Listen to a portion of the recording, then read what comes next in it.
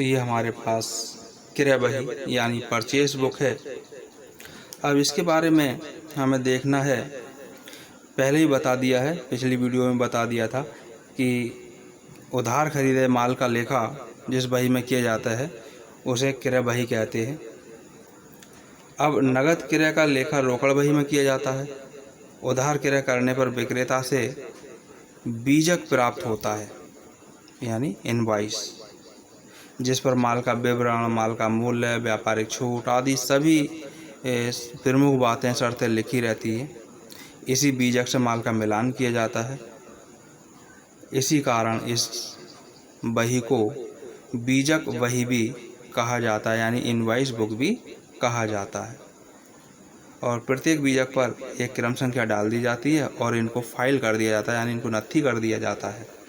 Proforma जो है इसका, वो ये प्रोफॉर्मा होता है, date, particulars, invoice number, LF और अमाउंट। जितने भी लोगों से माल उधार खरीदा गया उनका डेट और नाम आ जाता है और बाकी जो धनराशि है वो ये आ जाती है। इसके बाद बात आती है क्रय वापसी बही। तो क्रय वापसी बही हमारे पास जैसा दिखाई दे रहा है, क्रय वापसी बही, परचेस रिटर्न्स बुक्स। तो इसमें उधार खरीदे हुए माल में से जो माल वापस कर दिया जाता है अथवा विक्रेता से कोई छूट प्राप्त होती है तो उसका लेखा इस बही में किया जाता है। इसे बाह्य वापसी बही यानी रिटर्न्स आउटवार्ड बुक भी कहा जाता है। प्रायः जब आदेश से अधिक माल आ जाता है या नमूने के अनुसार नहीं होता है माल, अथवा मार्ग में कुछ माल टूट फूट जाता है तो वह विक्रेता को वापस कर दिया जाता है। बीजक में अधिक मूल्य लग जाने या कम माल प्राप्त होने या माल का खराब हो जाने या बारदाना वापस करने आदि अवस्थाओं में क्रेता द्वारा विक्रेता से छूटों की मांग की जाती है। इन दशाओं में विक्रेता क्रेता के पास एक जमा पत्र भेजता है। जमा पत्र को क्रेडिट नोट कहा जाता है और इसे जमा पत्र की रकम से क्रेता के खाते को क्रेडिट कर देता है। जमा पत्रों से ही क्रय वापसी बही में भी लेखा कर लिया जाता है। यहाँ प्रश्न आता है कि जमा पत्र से, ये तो हो गया क्रय वापसी बही किसे कहते हैं, समझ में आ गया। लेकिन यहीं पर एक क्वेश्चन और शुरू होता है, क्रेडिट नोट या जमा पत्र।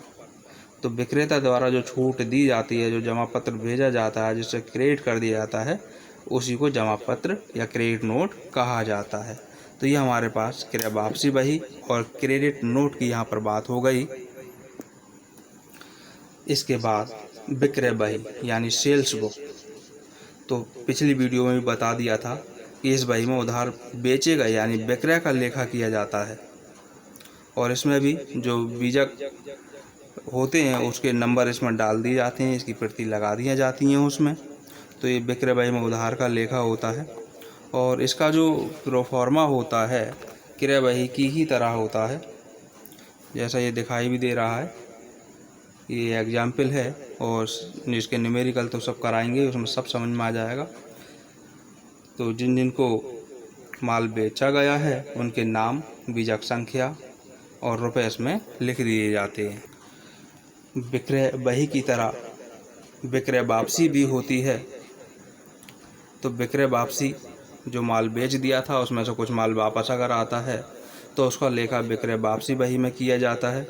इसमें भी क्रेडिट नोट की भी व्यवस्था होती है, तो उसको हम अपने पास नोट करते हैं। ये विक्रय वापसी बही है। प्रोफॉर्मा सेम है, इस तरह से ये हमारे पास इसका प्रोफॉर्मा है। डेट, विवरण, क्रेडिट नोट की संख्या, खाता पन्ना और रकम यानी धनराशि। इसके बाद प्राप्य बिल बही की हम बात करते हैं। प्राप्य बिल बही, बिल रिसीवेबल्स बुक। जो विपत्र हमें प्राप्त हुए हैं यानी जिनकी धनराशि हमें प्राप्त होनी है, जो हमारे देनदारों ने स्वीकार किए हैं विपत्र, उनका लेखा इस बही में किया जाता है। इसका भी प्रोफॉर्मा होता है। डेट, फ्रॉम, बॉन्ड रिसीव, जो सुई करता है, जिसने स्वीकार किया है, उसका नाम यहाँ आ जाता है। टर्म यानी अवधि, कितने दिन का वो बिल है, महीना, 15 दिन, 2 माह, जो भी होगा वो लिख दिया जाता है। ड्यू डेट उसकी जो भी आ रही है, यानी भुगतान तिथि, LF खाता पन्ना और अमाउंट। इस तरह से जितने भी लोगों के होते हैं वो इसमें एंट्री कर ली जाती है। इसके बाद दे विल बही, बिल्स पेबल्स बुक। इसमें जो हमारे ऋणदाता हैं, जिनसे हमने माल उधार खरीदा है, जिनके बिल्स हमने स्वीकार किए हैं, जिनको स्वीकृति हमने दी है कि हम इतने दिन के बाद आपका भुगतान कर देंगे, तो ऐसे विपत्रों का लेखा दे बिल बही में किया जाता है। और इसका जो प्रोफॉर्मा होगा वो ये इस तरह होगा। डेट और ये जिसको स्वीकृति दी गई है उसका नाम, पर्टिकुलर्स भी लिख सकते हैं हम, नेम भी लिख सकते हैं। टर्म यानी अवधि, ड्यू डेट, खाता पन्ना और रकम। ये चीज़ हमारे पास में, ये इसका प्रोफॉर्मा है। खतौनी बाद में देखेंगे। बाकी ये हमारे पास में यहाँ से यहाँ तक पूरा इसके बारे में लिखा हुआ है ही। अब इन सब बहियों के अलावा एक बही और होती है जिसका नाम खुदरा रोकड़ बही, जिसे पेटी कैश बुक या सन्ड्री कैश बुक भी कहा जाता है। अब ये क्या होती है, तो इसके बारे में समझें। व्यापार छोटा हो या बड़ा हो, सभी व्यापार में बहुत सारे खर्च ऐसे होते हैं जो दिन भर होते रहते हैं, छोटे छोटे, 1-1, 2-2, 4-4, 5, 10, 20 रुपए के। तो अगर उन सभी खर्चों को प्रधान रोकड़िया यानी अकाउंटेंट अगर है वो लिखे, तो उस रोकड़ बही की प्रमाणिकता समाप्त होगी और उस अकाउंटेंट का, उस रोकड़िए का समय भी व्यर्थ में नष्ट हो जाएगा। तो ऐसे छोटे छोटे खर्चों के लिए एक अलग रोकड़ पुस्तक रख दी जाती है जिसको नाम खुदरा रोकड़ बही होता है। और इसे लिखने के लिए भी एक अलग सहायक रोकड़िया या सहायक खजांची रख दिया जाता है, जिसे अनुमानित रुपए दे दिए जाते हैं और वो उसमें से खर्च करता रहता है।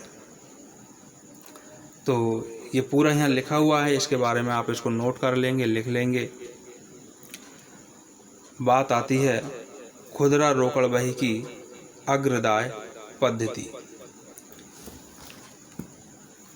जैसा यहाँ लिखा है, खुदरा रोकड़ बही की अग्रदाय पद्धति। तो ये रोकड़ बही की अग्रदाय पद्धति क्या है?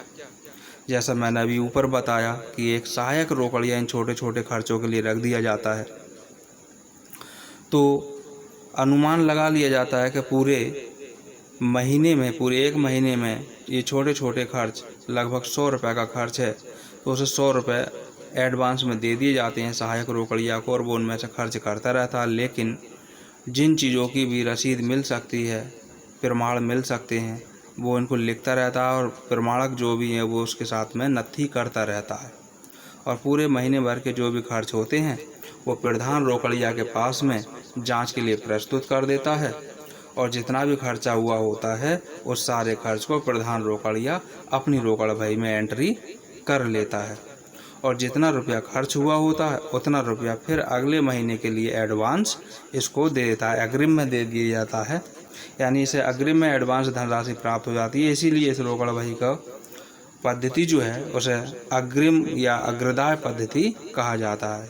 खुदरा रोकड़ बही की अग्रदाय पद्धति, यही सिस्टम प्रत्येक महीने चलता रहता है। अगर रुपए बच जाते हैं 100 में से तो वो 100 रुपये हिसाब में लग जाते हैं, और अगर कम ज़्यादा खर्च हो जाते हैं तो अगले महीने उसे और थोड़े से रुपए बढ़ा करके दे दी जाती है। यही हिसाब इसमें चलता रहता है। तो ये हमारे पास खुदरा रोकड़ बही की अग्रदाय पद्धति है। अब बात आती है खुदरा रोकड़ बही के लाभ, या आखिर इसके लाभ क्या है। तो पहला लाभ है लेखा करने में सुविधा। तो प्रत्येक व्यापार में अनेक छोटे छोटे व्यय होते हैं, जैसे टिकट व्यय, स्टेशनरी व्यय, डाक व तार संबंधी व्यय, वाहन व्यय, विविध व्यय आदि। इन व्ययों की संख्या इतनी अधिक होती है कि यदि